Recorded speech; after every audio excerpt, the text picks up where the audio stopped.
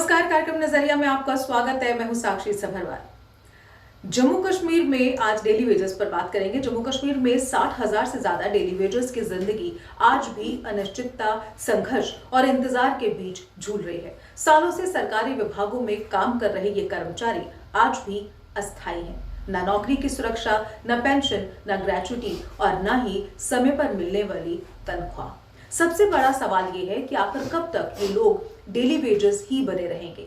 कम वेतन और महीनों तक वेतन न मिलने की मार झेल रहे ये कर्मचारी अपने परिवारों का गुजारा कैसे कर रहे होंगे?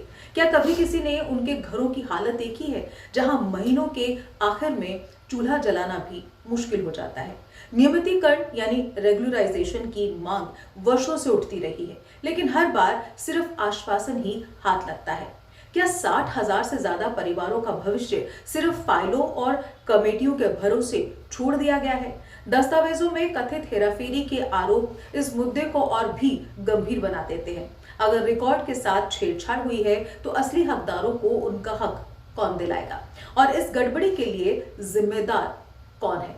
उमर अब्दुल्ला सरकार ने 2026 के बजट सत्र में उच्च स्तरीय समिति के जरिए नियमितीकरण की जो प्रक्रिया है उसे शुरू करने की बात कही, लेकिन जमीनी हकीकत कुछ और ही तस्वीर बयां कर रही है।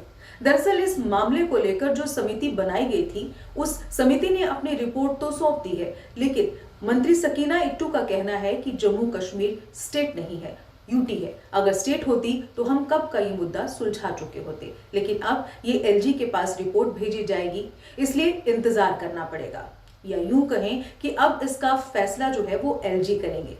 खैर, ये बयान तो था सकीना इट्टू का, लेकिन आज डिप्टी सीएम ने ये कहा कि डेली वेजेस का मसला नेंका सरकार ही सुलझाएगी और सरकार इस पर लगातार काम कर रही है।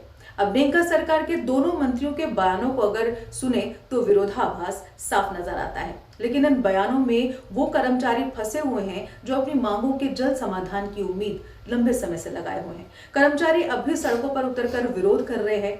आखिर क्यों? क्या सरकार के वादे सिर्फ कागजों तक सीमित रह जाएंगे? क्या इन कर्मचारियों को कभी स्थायी पहचान मिलेगी? क्या उनके बच्चों का भविष्य भी इसी अस्थिरता में बीतेगा? ये सिर्फ सवाल नहीं है, बल्कि हजारों परिवारों की वो पुकार है जो हर दिन सिस्टम से जवाब मांग रही है। अब वक्त है कि प्रशासन इन सवालों का जवाब दे, क्योंकि ये सिर्फ नौकरी का मुद्दा नहीं है, बल्कि इंसाफ और इंसानियत का सवाल है। फिलहाल आज कार्यक्रम नजरिए में बस इतना ही। कल फिर से हाजिर होंगे एक नए विषय के साथ। तब तक दीजिए इजाजत। नमस्कार। जम्मू कश्मीर की खबरों के लिए जुड़े रहिए जीके अपडेट के साथ।